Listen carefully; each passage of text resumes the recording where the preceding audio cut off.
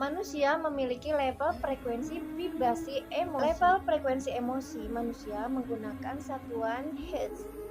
Di dalam pembagian level ada tingkatan 3 level frekuensi emosi manusia, yaitu yang pertama adalah level frekuensi emosi rendah, level frekuensi sedang, level frekuensi tinggi.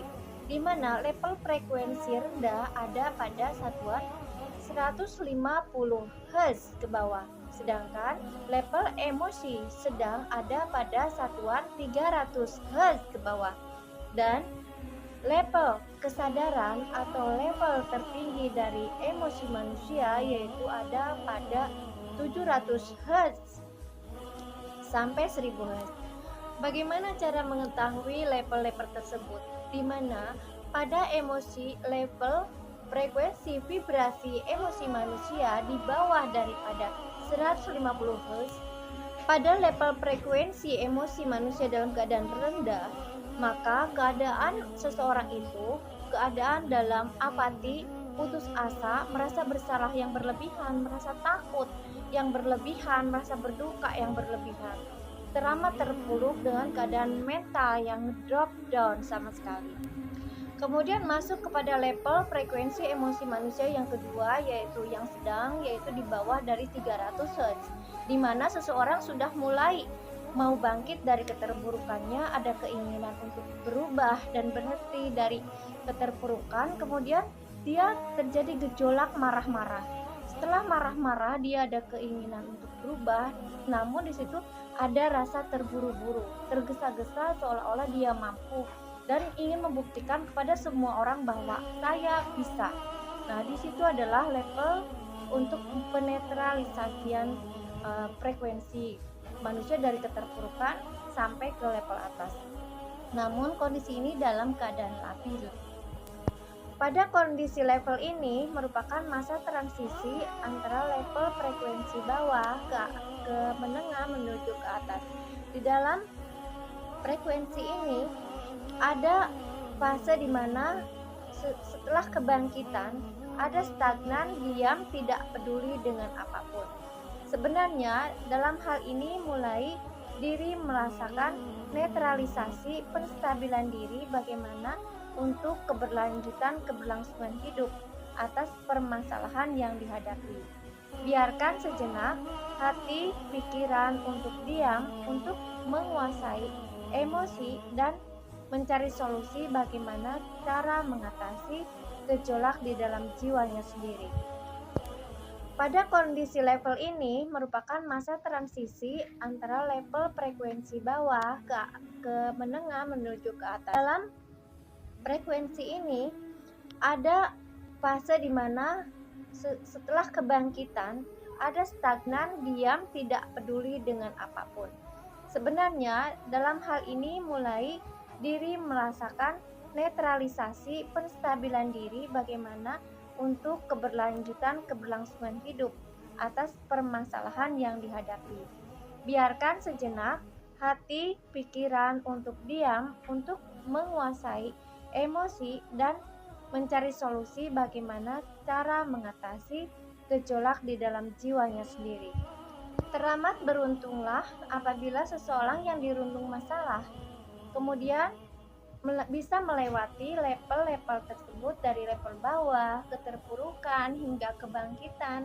Nah, kemudian kita harus menyadari adanya satu level tinggi di mana frekuensi manusia itu sudah mencapai kepada tingkat yang baik atau energi positif.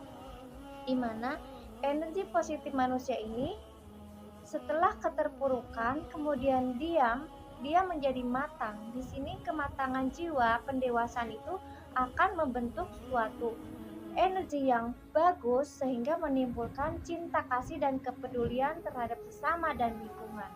Apabila sudah muncul rasa cinta kasih, kedamaian, kepedulian terhadap orang, maka di situ dia sudah menemukan dirinya sendiri dan sudah mengalahkan emosi-emosi gejolak-gejolak yang ada di dalam jiwanya. Nah, level ini adalah sudah pada level 600 sampai 700 Hz.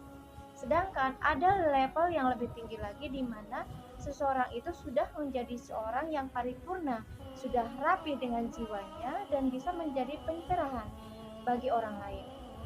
Dia sudah menjadi manusia cahaya yang bisa menerangi lingkungannya, sudah bisa menerangi jiwanya sendiri juga lingkungan sekitar.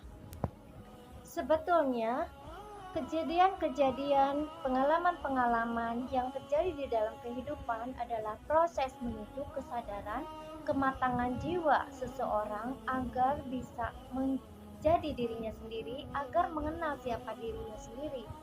Seseorang yang paripurna, yang sukses atas dirinya sendiri adalah yang sudah bisa mengalahkan gejolak emosi, nafsu, segala keinginan yang ada di dalam jiwanya. Yang sebetulnya semua permasalahan itu ada di dalam jiwanya masing-masing. Kadang orang bertanya, "Ya Tuhan, kenapa sih hidup ini aku diuji terus?" Padahal pada hakikatnya Tuhan tidak pernah menguji makhluknya, tetapi makhluknya itu sendiri yang menguji dirinya sendiri. Karena setiap amal perbuatan manusia akan berimbas juga pada pahala. Begitupun keburukan yang dia kerjakan akan menjadi siksa bagi dirinya. Dan Allah itu Maha Pengasih dan lagi Maha Penyayang. Maka segala keterpurukan, segala ujian ini berasal daripada kita sendiri yang menciptakannya. Bagaimana sih solusinya agar kehidupan ini sesuai dengan yang kita inginkan?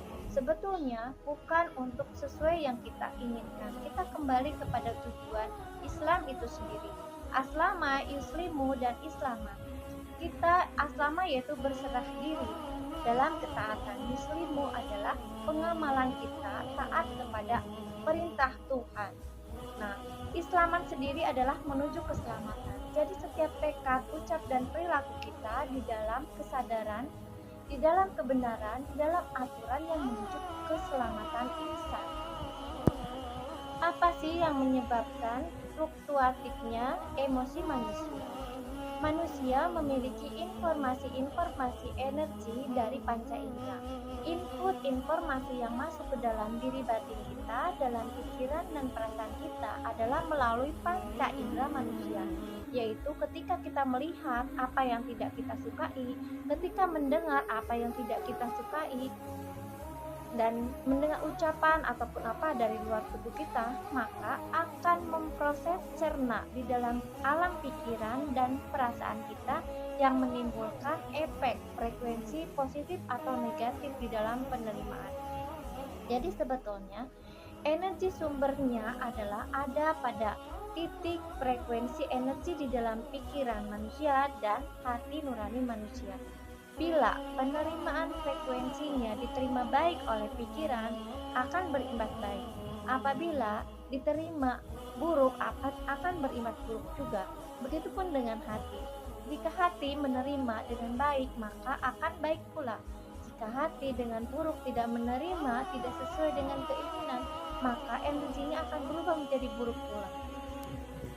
Jika ada pertanyaan, apakah energi buruk seseorang bisa masuk menyakiti diri kita?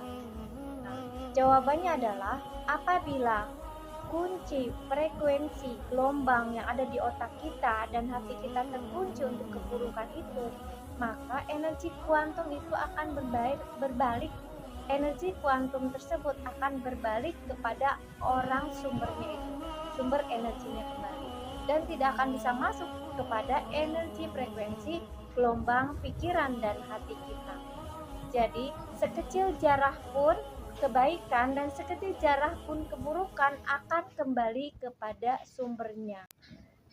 Maka, tetapkan energi frekuensi positif di dalam pikiran dan perasaan kita, di dalam gelombang otak dan gelombang hati kita, di dalam ketetapan energi yang positif. Energi yang kita pancarkan keluar diri kita akan kembali menjadi energi kuantum yang baik pula. Semesta akan memberikan kembali energi yang positif juga untuk kita.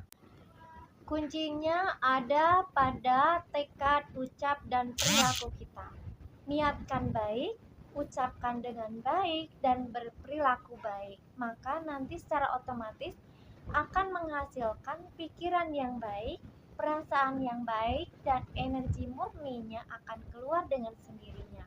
Itulah yang disebut manusia paripurna yang bisa mencerahkan. Karena setiap kita akan bicara dalam kesadaran, setiap berpikir dalam kesadaran, setiap berperasaan kita dalam kesadaran, yaitu rasa romangsa yang ada di dalam nurani manusia, cahaya.